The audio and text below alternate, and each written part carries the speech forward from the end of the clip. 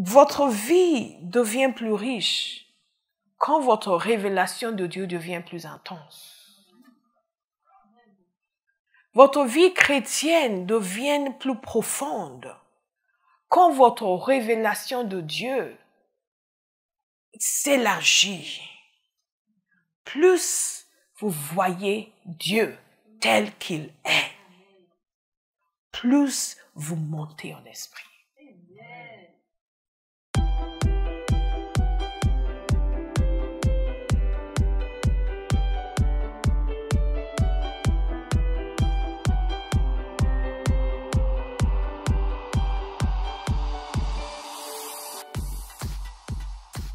Aujourd'hui, notre message porte sur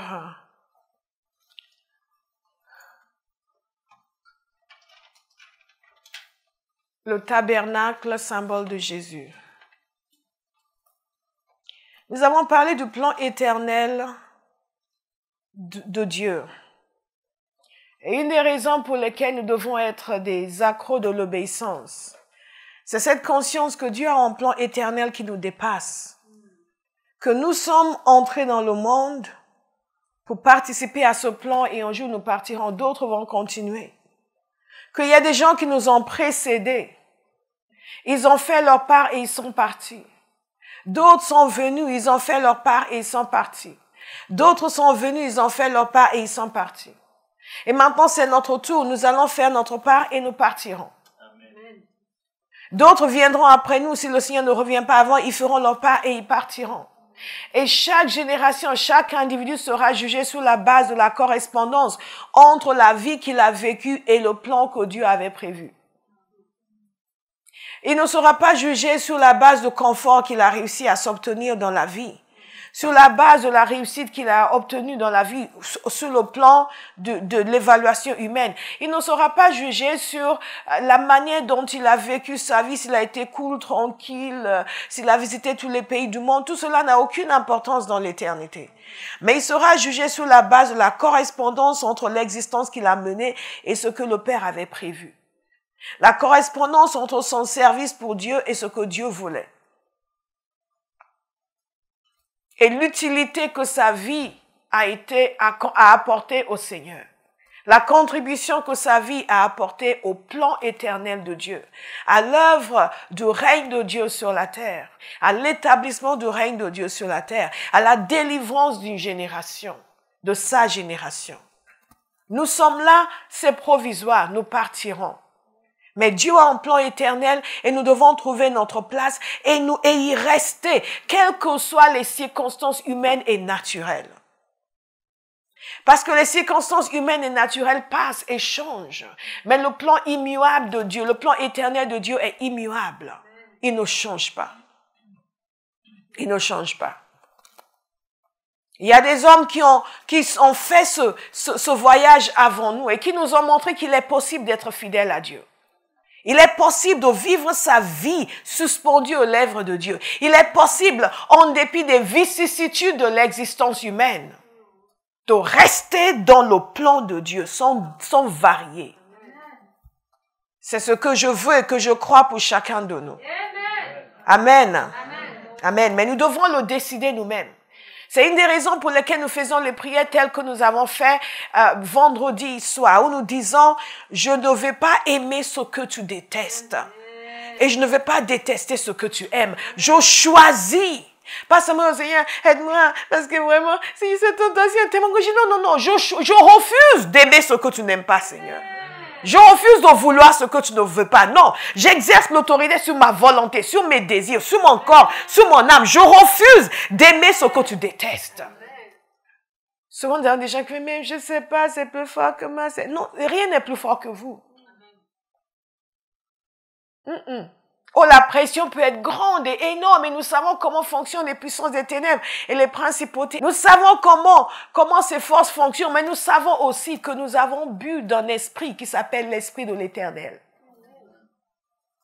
Et que si nous nous soumettons à lui, il nous donnera la capacité de surmonter toute adversité.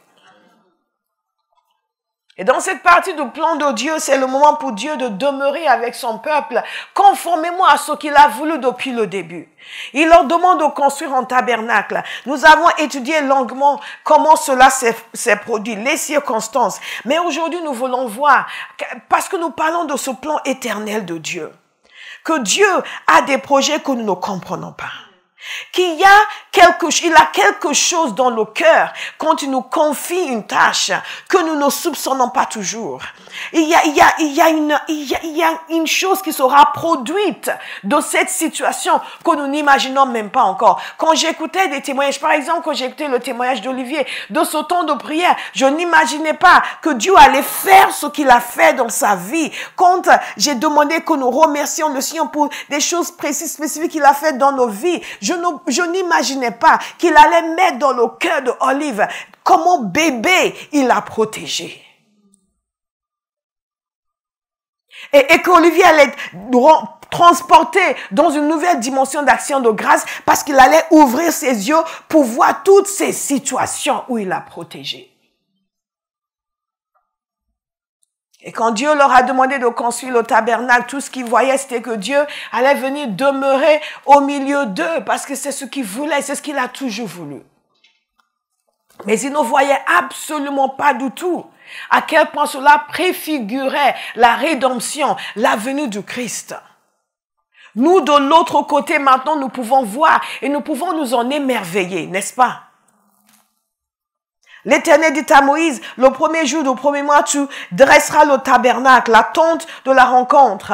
Tu y placeras l'arche du témoignage et tu cacheras l'arche avec le voile. Tu apporteras la table et tu la disposeras en ordre. Tu apporteras le chandelier et tu en arrangeras les lampes. Tu placeras l'autel d'or pour le parfum devant l'arche du témoignage et tu mettras le rideau à l'entrée du tabernacle. Tu placeras l'autel des holocaustes devant l'entrée du tabernacle, du tabernacle de la tente de la rencontre. Tu placeras la cuve entre la tente de la rencontre et l'autel et tu y mettras de l'eau. Tu placeras le parvis autour et tu mettras le rideau à la porte de cette cour. Et ensuite, il va prendre l'huile d'onction. Et tout cela, et nous nous posons la question, pourquoi autant de détails?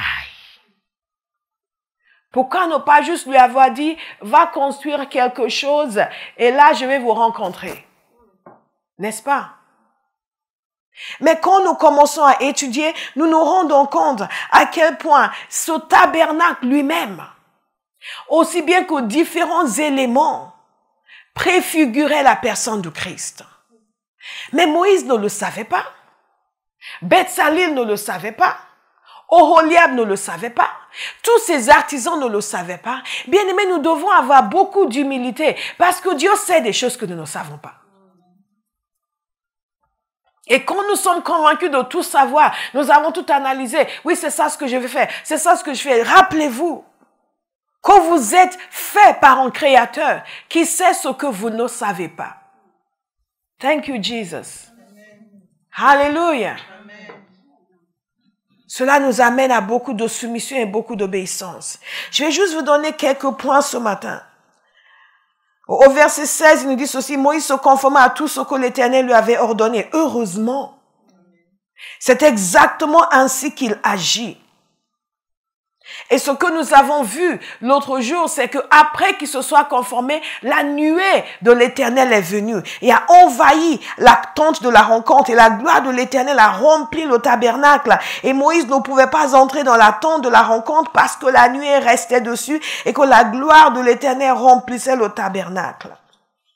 Et nous nous étions émerveillés de cette gloire de Dieu. Et c'est tout ce que nous avons vu. Mais quand vous regardez la personne du Christ, nous avons parlé par exemple, et c'est le premier point que je vais vous donner, le tabernacle lui-même est une image du Christ. Ce tabernacle va permettre d'accomplir l'objectif divin. Est-ce que nous pouvons avoir une image du tabernacle? Regardez, ça c'est l'ensemble. Et il y a une entrée ici, une entrée seule. Ils entraient par là. Ils arrivent à l'autel, il y a l'autel des holocaustes. Et c'est là où les sacrifices sont faits. Ça, c'est le souverain sacrificateur et ça, c'est un des sacrificateurs. Le souverain sacrificateur à l'époque, bien sûr, c'est Aaron. Et tous les autres qui vont suivre, ils vont être habillés différemment. Et les autres sacrificateurs sont habillés. Vous pouvez relire toute la description que le Seigneur a donnée. Et nous avons vu que Moïse est allé inspecter. Et ils ont fait tout exactement comme Moïse leur a dit. Je prie que ce même esprit vienne sur Abba House. Amen. Alléluia.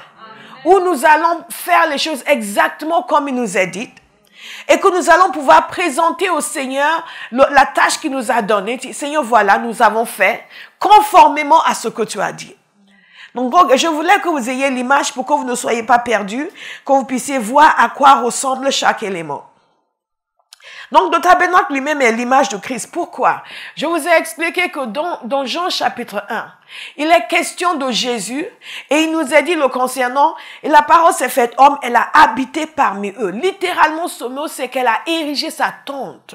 Et le tabernacle, c'est une tente qui est érigée dans le désert. Et c'est le même mot dans le grec qui traduirait, si c'était écrit dans le grec, dans l'Ancien Testament, c'est pas écrit dans le grec, le même mot pour dire ériger une tente au milieu de nous, établir un tabernacle au milieu de nous. C'est pour cela que dans la version Amplified Bible en anglais, par exemple, ils disent aussi, and the word became flesh and tabernacled among us.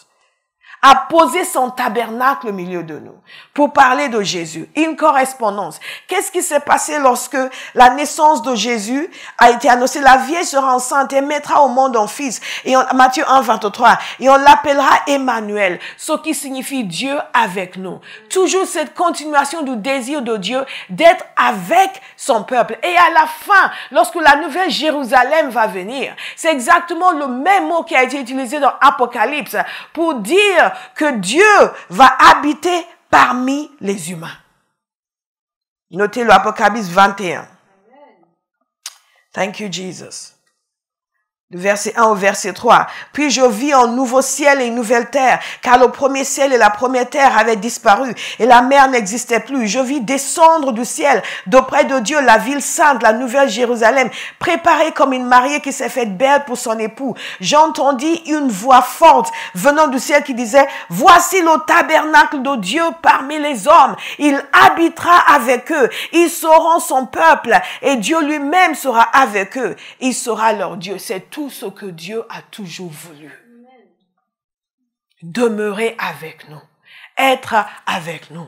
Et dans cette deuxième partie de l'année où nous allons nous lancer à fond dans l'obéissance au mandat que Christ nous a donné, rappelez-vous cela. Dieu veut demeurer avec les gens. Tous ces gens qui ne le connaissent pas, le grand objectif de Dieu, c'est qu'ils viennent à lui, qu'ils puissent demeurer avec eux, qu'ils puissent habiter en eux, qu'ils puissent être intimes avec lui. Comme il nous attire, nous aussi, à être intimes avec lui. Donc, vous voyez, toute la structure, ce n'est pas une structure énorme. Et tout autour, le peuple de Dieu est campé.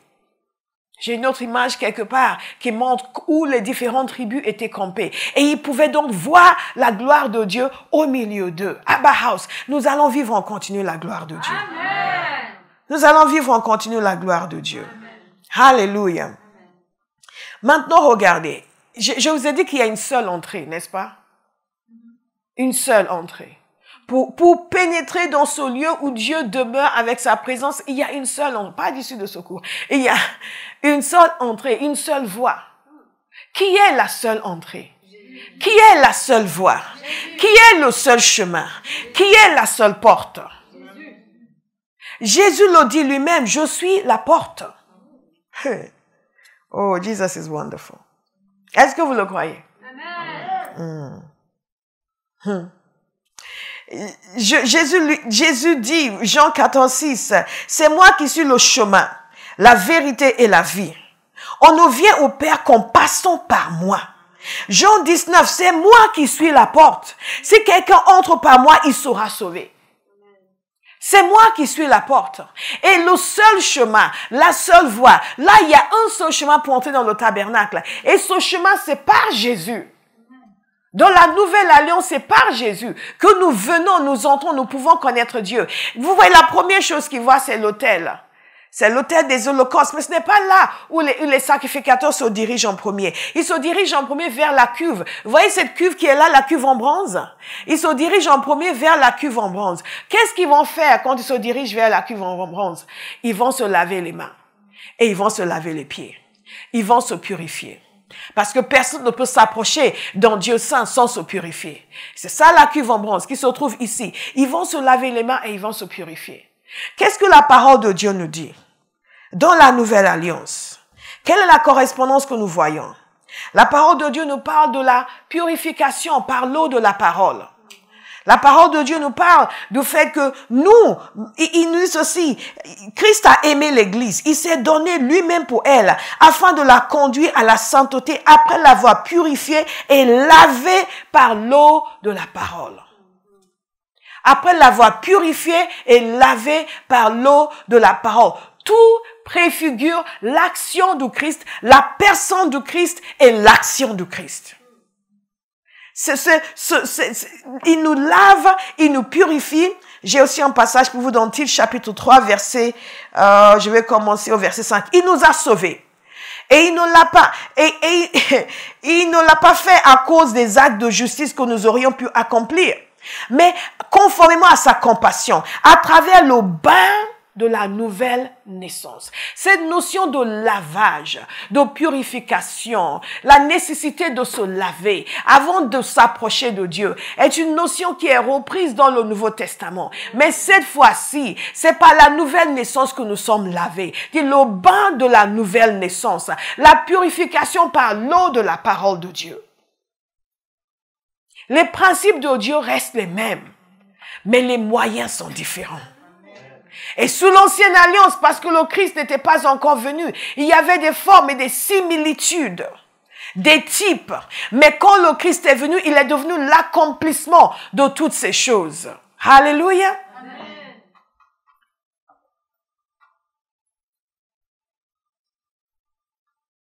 Donc, il y a un accent qui est mis sur la pureté de Dieu, la pureté qui est nécessaire pour tous ceux qui s'approchent de lui. Les sacrificateurs donc venaient et ils se lavaient les mains, ils se lavaient les pieds.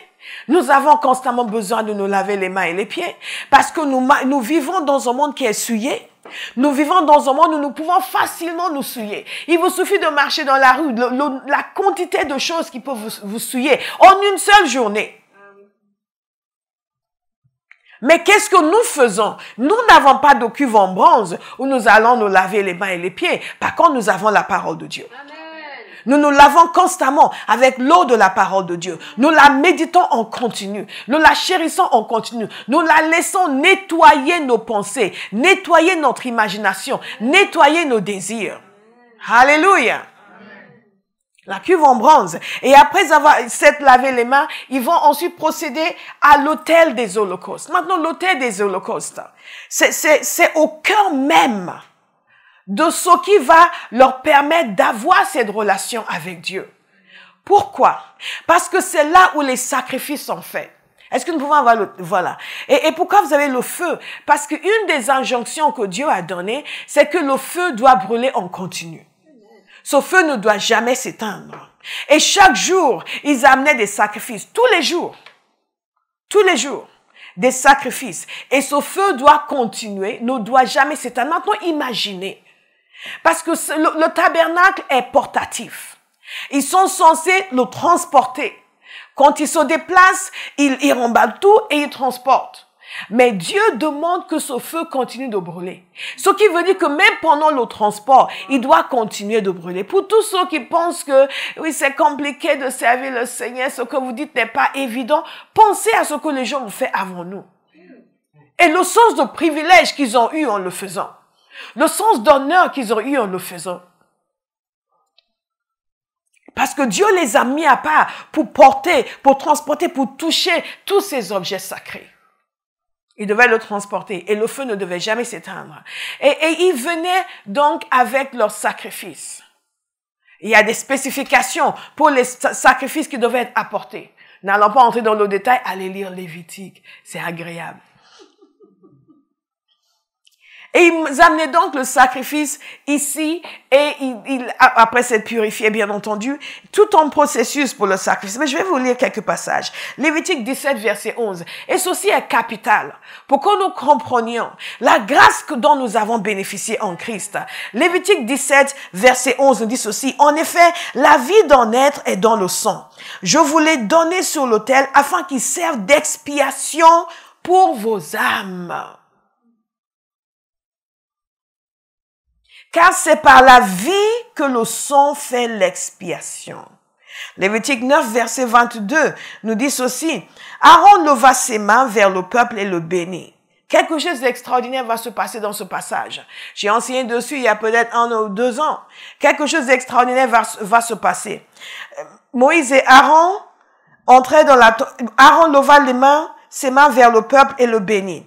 Puis il descendit, après avoir offert le sacrifice d'expiation, l'holocauste et le sacrifice de communion. Moïse et Aaron entraient dans la tente de la rencontre. Lorsqu'ils en sortirent, ils bénirent le peuple et la gloire de l'Éternel apparut à tout le peuple. Ils ont offert leur sacrifice. Et qu'est-ce qui s'est passé? La gloire de Dieu s'est manifestée. Et la suite, verset 24. En feu sortit de devant l'Éternel et brûla l'holocauste et les graisses sur l'autel. Tout le peuple le vit. Et ils poussèrent des cris de joie et se jetèrent le visage contre terre. Qu'est-ce que nous constatons ici? Lorsqu'ils ont fini les travaux du tabernacle, la première fois où ils vont maintenant apporter leur sacrifice et faire tout le reste que Dieu a dit, Dieu a envoyé un feu du ciel qui a consumé le sacrifice sur l'autel. Et c'est ce feu qu'ils ont gardé. Et ils ne l'ont pas laissé s'éteindre. Je ne sais pas pour vous, mais quand Dieu envoie un feu, quel que soit le feu de purification, le feu de transformation, le feu pour nous donner un zèle, il faut le garder. Amen. Il n'est pas censé s'éteindre. Il n'est pas censé s'éteindre. Quelqu'un va dire, mon feu ne va plus jamais s'éteindre. Au nom de Jésus. Au nom de Jésus. Maintenant, nous allons faire une lecture assez longue. Parce que je veux que vous compreniez à quel point Dieu nous est supérieur. Et les sacrificateurs venaient, ils faisaient leur sacrifice. En dessous, ils pouvaient enlever les cendres. Ils mettaient le feu du dessus. Il y avait une espèce de grille où ils posaient le sacrifice. Il y avait 4 cornes. Par ailleurs, c'est un lieu où le péché est expié. Parce qu'ils offrent ce sacrifice pour le pardon. Mais il y a aussi autre chose. C'est qu'il y a 4 cornes des 4 côtés de l'autel. Et c'est aussi un lieu de miséricorde. Dans l'histoire du peuple de Dieu, il y a eu des saisons où les gens avaient besoin de la miséricorde. Et ils couraient saisir les cornes de l'autel. C'était le cas du frère de Salomon, qui devait être mis à mort, mais qui a couru dans le temple pour saisir les cornes de l'autel pour demander miséricorde. Alléluia. Ah, donc quand vous dites, c'est les anglophones qui aiment le dire, hey, held on to the horns of the, oh, I'm holding on to the horns of the altar. Ça veut dire, je demande miséricorde. Je demande miséricorde. Je sens que quelqu'un va commencer à saisir les cornes de l'autel. Amen. Miséricorde. Mais pourquoi tout ceci est important? Parce que la parole de Dieu est claire sur le fait que finalement le sang des boucs et des béliers ne peut pas vraiment conduire à l'expiation de péché. Et que Dieu a prévu, c'était juste, cela préfigurait le Christ. Cet autel, c'est une image de la croix.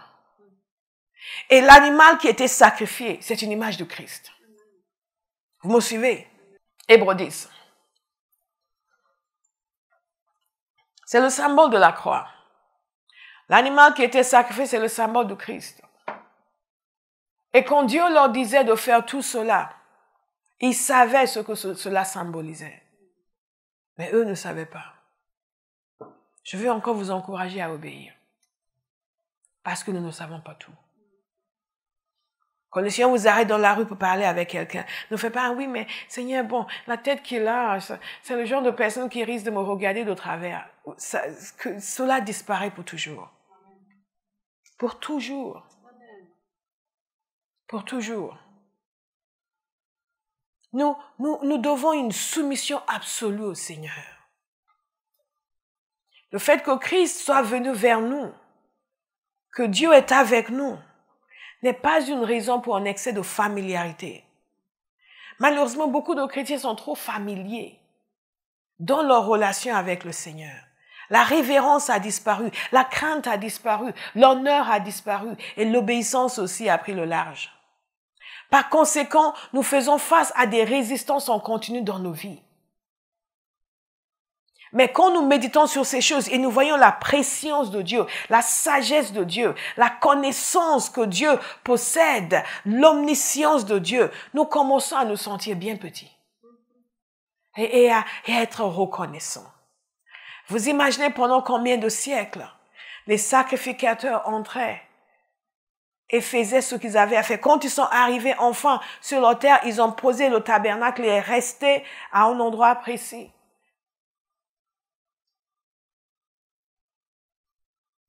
Mais ils ont continué tout ce que Moïse leur avait dit de faire. Et pendant tout ce temps-là, ils ne se doutaient pas de ce que cela voulait dire. Est-ce que vous êtes dans Hébreux 10? Parce que nous allons lire tous ensemble. Je vous encourage à beaucoup lire l'épître Hébreux, qui nous permet... L'épître Hébreux est comme une explication de texte pour l'Ancien Testament. Du moins, certaines parties de l'Ancien Testament nous permet de comprendre le sens de ces sacrifices, de ces actions qui peuvent nous paraître très éloignées. Et pour certains d'entre nous qui venons de culture, les gens font encore des sacrifices. Nous pouvons dire, là, mais ça ressemble à ce qu'ils font dans le village d'un tel. Les principes spirituels sont immuables. Et Satan copie toujours sur le Seigneur. Dans Hébreux chapitre 10, est-ce que vous y êtes? Faites-moi signe si vous y êtes. Hébreux chapitre 10. La loi, en effet, possède une ombre des biens à venir et non l'exacte représentation de la réalité. Elle ne peut jamais écouter attentivement. Elle ne peut jamais, par l'offrande annuelle et toujours répéter des mêmes sacrifices, conduire à la perfection ceux qui y participent. Sinon, n'aurait-on pas cessé de les offrir? Vous avez entendu dire on va ensuite parler du Saint des Saints. Mais d'abord, ici, nous sommes dans le parvis. Nous sommes dans le parvis. Non, chacun est censé avoir sa Bible. Regardez dans votre Bible. Comme ça, vous pouvez souligner. Après, on va voir pour les textes, les images. Garde les images à l'écran, s'il te plaît. Thank you, Holy Spirit. Merci pour le zèle. Je vous ai dit que tous les jours, il y avait des sacrifices qui étaient offerts. Tous les jours, tous les jours. Et c'est ce qu'il dit ici. Parce que si cela avait conduisait à la perfection, ils auraient cessé de les offrir.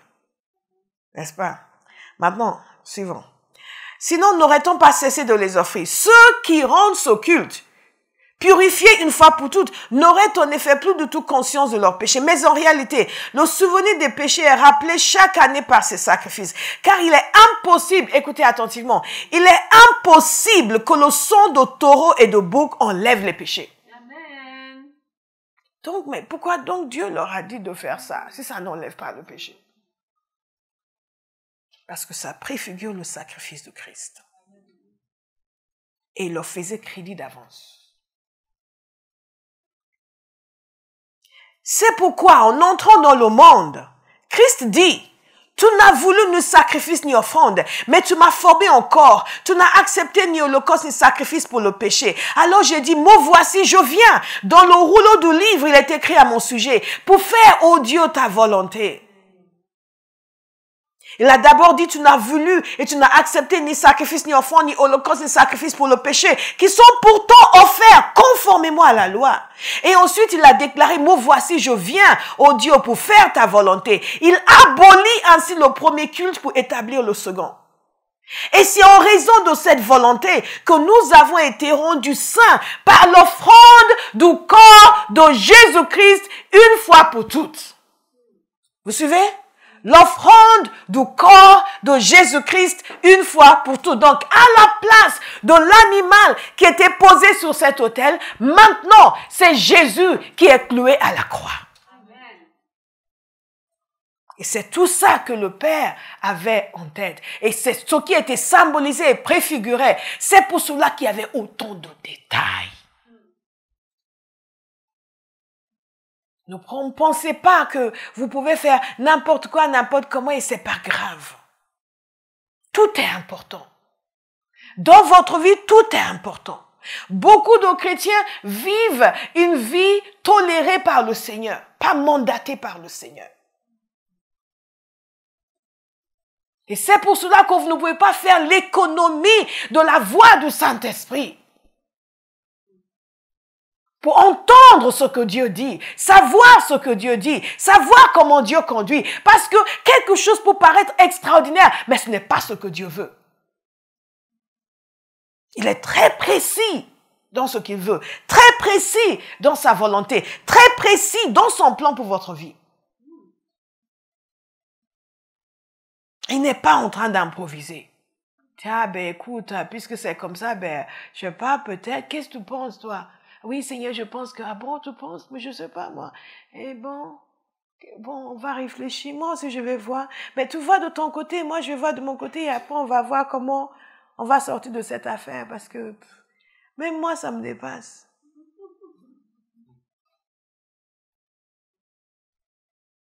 C'est comme l'histoire qu'on raconte souvent dans le monde anglophone de la personne qui a dit « Ah, moi, l'Éternel Dieu » qui prophétise dans la salle. « Moi, l'Éternel Dieu, je sais que vous êtes souvent fatigué. Moi aussi, parfois, je suis fatigué. »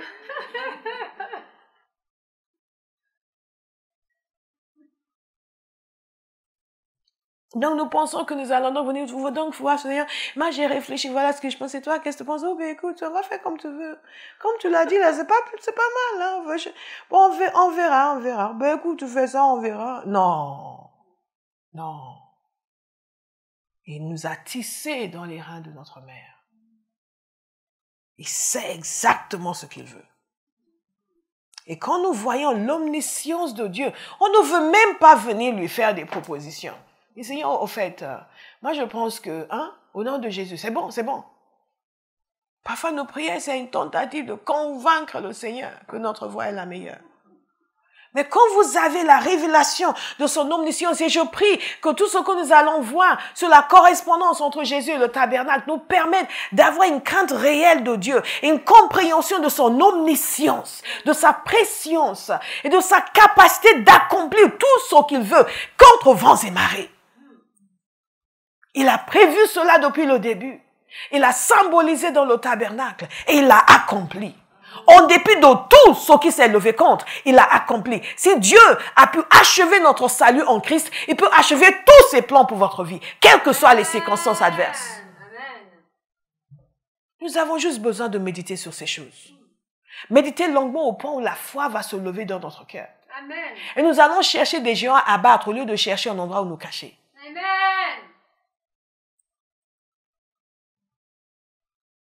We serve a mighty God. Powerful, indescriptible, inimaginable. Parfois, vous parlez avec des athées, oui, mais vous avez juste conçu un Dieu en votre image. C'est une blague. Qui peut imaginer un Dieu comme cela? Quand vous avez une communion avec le Seigneur, il y a des fois où Dieu va faire des choses, vous êtes là, même vous êtes, wow, Father, what have you done? Vous vous jetez par terre, vous dites, mais comment te décrire? Comment t'expliquer? Mighty God. Vous savez, dans toute cette partie de parvis, tous les éléments sont en bronze. Le bronze symbolise le jugement. Parce que sans le sacrifice, il y aurait le jugement. Sans la purification, il y aura le jugement.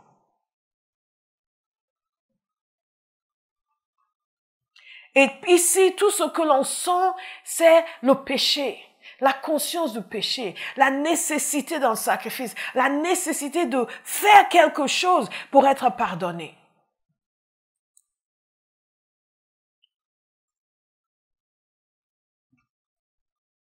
Alléluia. Ça, c'est l'autel et je continue ma lecture parce que je n'avais pas fini.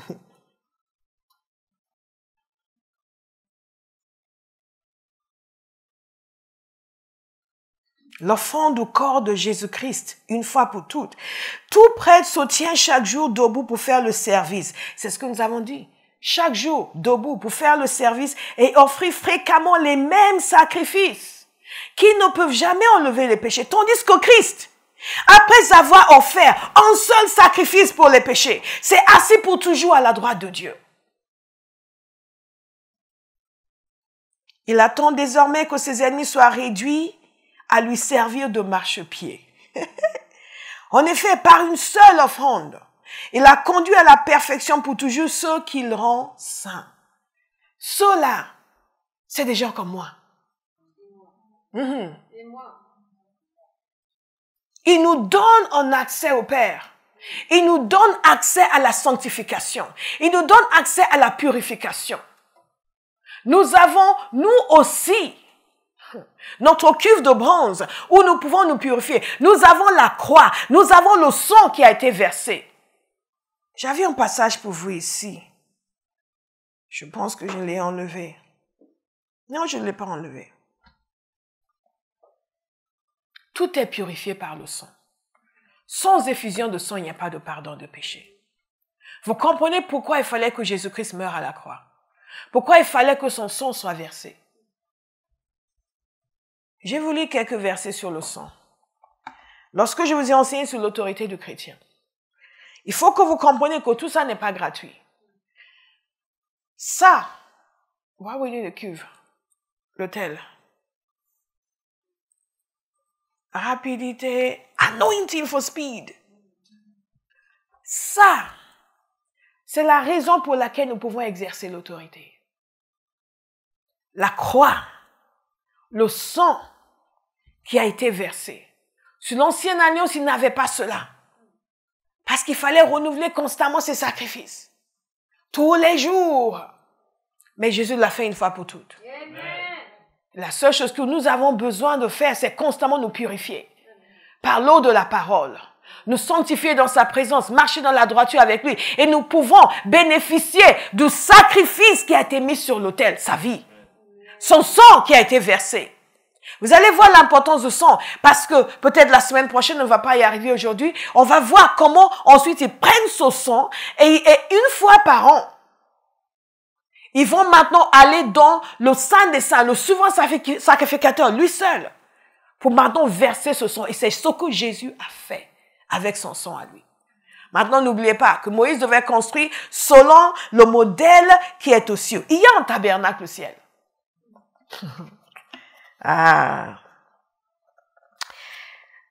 Nous avons vu tout cela. Allez réécouter les messages sur l'autorité du chrétien. Je vous ai parlé du sang de Jésus. Ce que le sang de Jésus a obtenu pour nous.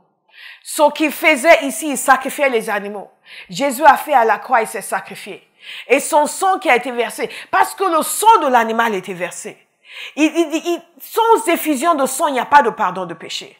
Dieu a pu continuer, sa gloire a pu rester dans le Saint des Saints, entre les chérubins, et rester au milieu de ce peuple. Et vous voyez tout ce qui était... Je peux avoir l'image du tabernacle.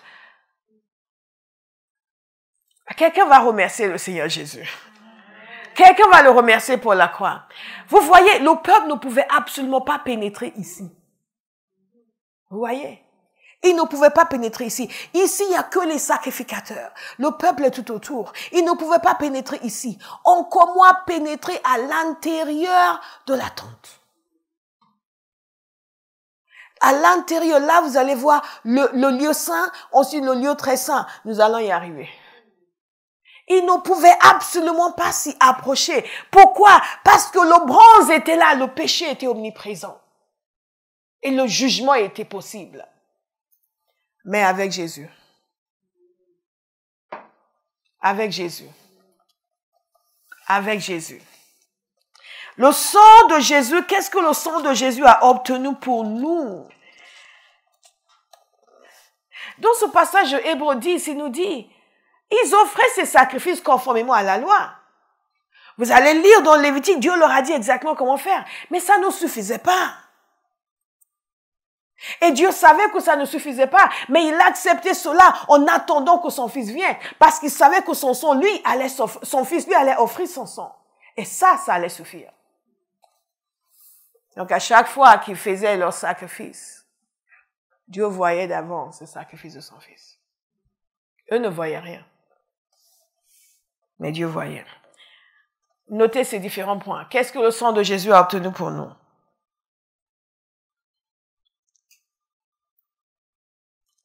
Romains 3, verset 24. Ils sont gratuitement déclarés justes par sa grâce, par le moyen de la libération qui se trouve en Jésus-Christ. C'est lui que Dieu a destiné à être par son sang une victime expiatoire pour ceux qui croiraient. C'est ce qu'il faisait sur l'autel des holocaustes, l'expiation des péchés, par des victimes animales. Mais cette fois-ci, c'est Jésus lui-même. Oh, dites merci Seigneur. Merci Seigneur. Qu'est-ce que le sang de Jésus a obtenu? La rédemption. Hébreux 9, 12. Il est entré une fois pour toutes dans le lieu très saint, non pas avec le sang de bouc et de jeunes taureaux, mais avec son propre sang. Il nous a ainsi obtenu un rachat éternel. Nous qui ne pouvions même pas nous approcher. Et écoutez, vous ne pouvez même pas vous approcher des tentes du peuple, encore moins du tabernacle. Mais maintenant, nous pouvons nous approcher de Dieu. Romains 5, 9, puisque nous sommes maintenant considérés comme justes grâce à son sang. Je vous ai dit, c'est un lieu de purification de péché. Et maintenant, nous sommes considérés comme libérés de tout péché grâce à son sang. Grâce à son sang. Nous serons à bien plus forte raison sauvés par lui de la colère de Dieu. Qu'est-ce que le sang de Jésus a obtenu pour nous? Le pardon. Quelqu'un peut dire Amen? Amen. Éphésiens 1, verset 7, en lui, par son sang, nous sommes rachetés, pardonnés de nos fautes, conformément à la richesse de sa gloire, de sa grâce. Le poids, je dis ici, le poids et la punition de nos péchés ont été enlevés grâce au sang versé de Jésus. Et qu'est-ce que le sang de Jésus a obtenu pour nous? La purification. Regardez, c'est un lieu de purification. 1 Jean 1, verset 7. Mais si nous marchons dans la lumière, tout comme Dieu lui-même est dans la lumière, nous sommes en communion les uns avec les autres. Et le sang de Jésus, son Fils, nous purifie de tout péché. Et purification.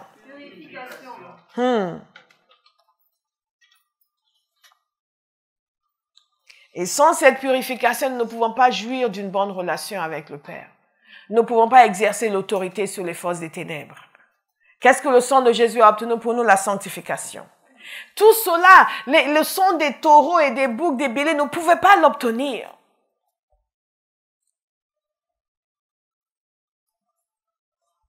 Hébreux 13, verset 12. Voilà pourquoi Jésus aussi, afin de procurer la sainteté au peuple, au moyen de son sang, a souffert à l'extérieur de la ville. Il nous a procuré la sainteté par son sang. Nous allons lire Hébreux 10, verset 18.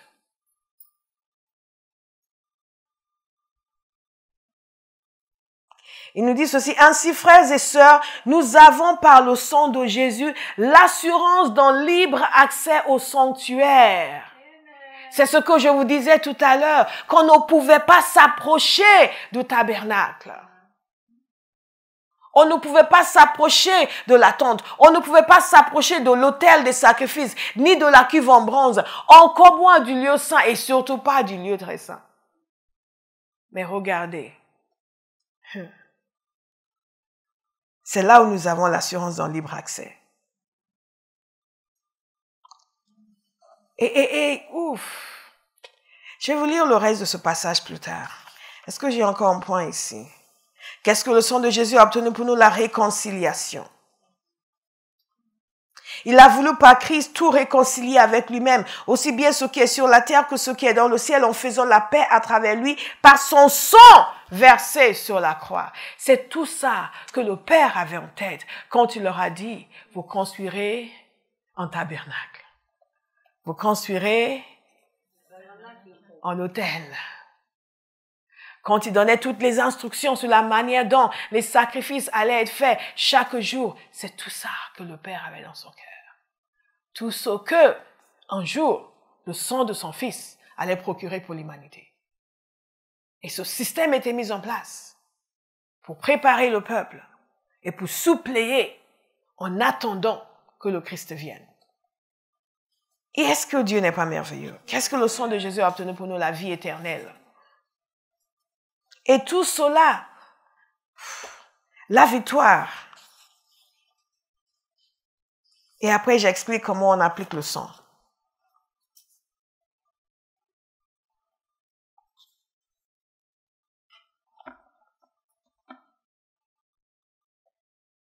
Je vais vous donner un dernier point parce que le temps est passé. Mais nous ne nous plaignons pas, nous avons passé un moment extraordinaire dans la présence de Dieu, n'est-ce pas? Je vais juste effleurer ce dernier point. Nous allons le prendre la prochaine fois. Là, nous nous sommes concentrés sur le parvis. Le chemin à l'entrée. Jésus qui est le seul chemin. Nous pouvons aussi parler de tous les matériaux de la tente. Les couleurs qui représentent la divinité, la royauté, la pureté. Mais après le parvis, nous arrivons au lieu saint. Est-ce que nous pouvons avoir l'image? Le lieu saint. Non.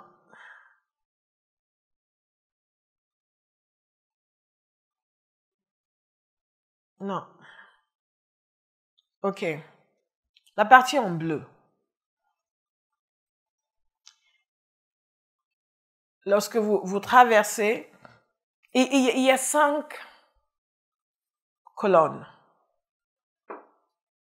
par lesquelles vous passez pour entrer dans le lieu saint. Et quand vous y arrivez, vous avez 3 éléments qui sont dans le lieu saint. Et ces 3 éléments aussi représentent d'une certaine manière le Christ et l'action de Christ. Nous allons nous y attarder la semaine prochaine. Et ensuite, vous passez en voile. Il y a un voile entre le lieu saint et le lieu très saint, qui n'a qu'un seul élément.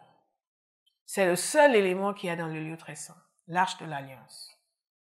Nous allons examiner cela la semaine prochaine et comment et ce qui symbolise le Christ et l'action du Christ. C'est absolument capital. Je prie que Dieu nous ouvre l'entendement pour que ça mette en nous un respect pour le Seigneur, une crainte et une reconnaissance de son amour, ce plan qu'il avait pour le salut de l'humanité et qu'il a suivi. Ça vous amène à réfléchir sur le caractère de Dieu. Vous ne pouvez pas méditer sur ces choses et ne pas lui faire confiance entièrement pour votre vie.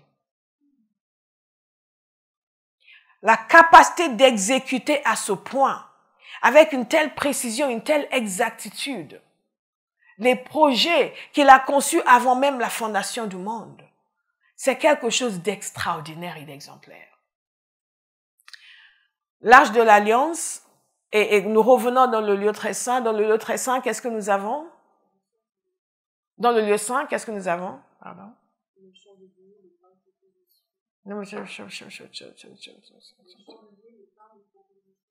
La table des pains de proposition. La table des pains de proposition, qu'on appelle aussi des pains consacrés. La table des pains de proposition, le chandelier en or que vous voyez ici. Est-ce que nous pouvons voir la table?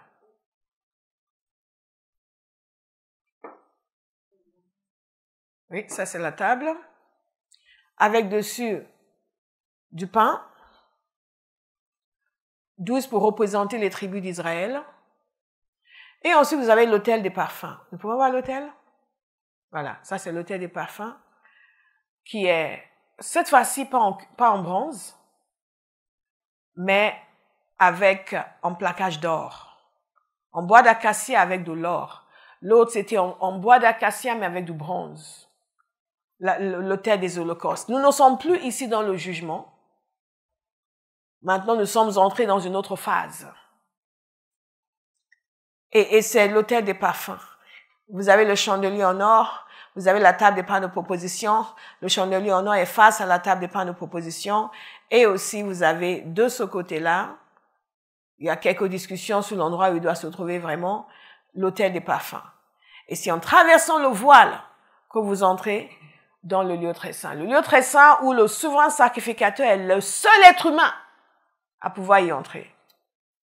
Ça, c'est là où demeure la présence de Dieu. Le seul être humain à pouvoir y entrer. Et il n'y entrait pas en faisant ça. We're gonna praise the Lord? Yeah. Non. Je vous dirai la semaine prochaine comment il fait pour y entrer. Ce que nous retenons, c'est ceci. Dans chacun de ces éléments, nous allons voir la représentation qui est faite du Christ. La préfiguration qui est faite du Christ. Et de l'œuvre du Christ. Et donc, je reviens sur mon point de départ. Ce plan éternel de Dieu a continué pendant des siècles et des siècles. À chaque génération, il y a une partie qui lui est affectée. À cette génération-là était affectée la mise en place du tabernacle où Dieu allait demeurer sur terre parmi son peuple. Et qui devait durer des siècles et des siècles, et c'est le cas. Ils ont fait un travail exemplaire. Parce que vous vous rappelez du temps d'Élie. À un moment donné, Israël a connu la défaite dans la guerre. Et les Philistins se sont emparés de l'arche de l'Alliance. Et c'était la désolation en Israël que les Philistins s'étaient emparés de l'arche de l'Alliance. Mais les Philistins en ont souffert, et nous allons en parler quand nous allons parler de la représentation de Christ. Ils en ont tellement souffert que d'eux-mêmes, ils ont renvoyé l'arche de l'Alliance en Israël. On ne joue pas avec les choses de Dieu.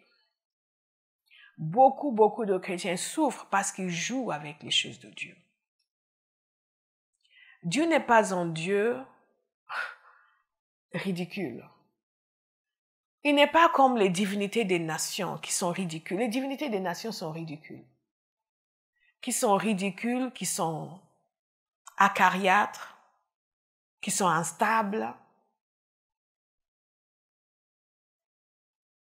Et qui ont une connaissance limitée. Yahweh n'est pas ainsi. L'Éternel, notre Dieu, le Dieu d'Israël, n'est pas ainsi. Ce qu'il déclare, il l'accomplit parfaitement. Alléluia. Amen.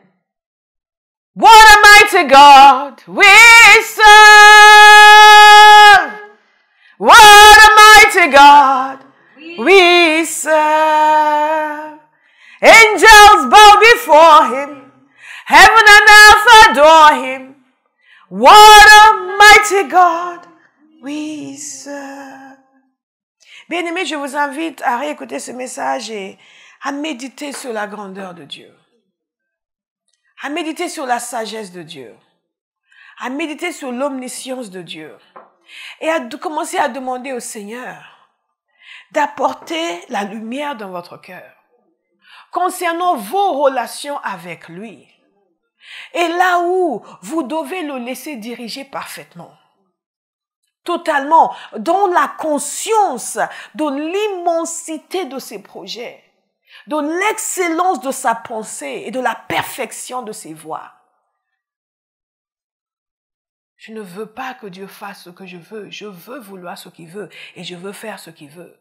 Parce que si je fais ce que Dieu veut, je suis dans l'excellence, je suis dans la perfection, je suis dans la pureté, je suis dans ce qu'il y a de meilleur, inconcevable. Nous n'allons pas toujours savoir les tenants et les aboutissants des choses que Dieu nous donne ou nous demande, mais nous pouvons avoir la certitude que nous faisons partie de ce plan extraordinaire de Dieu et qu'un jour, quand les choses nous seront dévoilées, comme aujourd'hui, les saints de cette époque qui sont maintenant avec le Seigneur doivent s'émerveiller parce que vous savez, concernant le Christ, la parole de Dieu nous dit que ces choses sont merveilleuses et même les anges désirent y plonger le regard. Que tous les prophètes qui ont annoncé ces choses, ils voulaient absolument savoir quand est-ce que ça va se passer. Il leur a été dit que ce n'était pas pour leur temps, c'était pour nous. Je prie que Dieu nous ouvre l'entendement. Et que nos cœurs soient enflammés d'admiration devant ce Dieu si splendide. Et qui daigne nous consacrer de l'attention à nous. Quand Betsalil était en train de construire, tout ce qu'il voyait, c'est qu'il devait faire une espèce de carré avec des cornes et ils vont faire des sacrifices. Et bien sûr, il devait se rendre compte que c'était quelque chose d'absolument sacré, mais il n'avait pas idée. Il ne voyait pas la croix. Il ne voyait pas la rédemption. Il ne voyait pas la justification. Il ne voyait pas le pardon. Il ne voyait pas la réconciliation. Il ne voyait pas tout ça.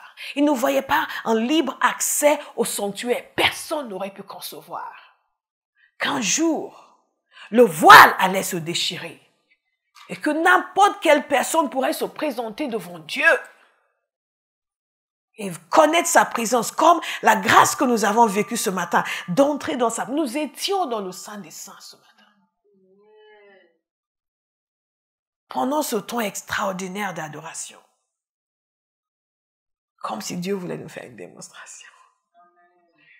Il nous a fait entrer dans le Saint des Saints. Sa présence, sa gloire a rempli cet endroit. It's like God.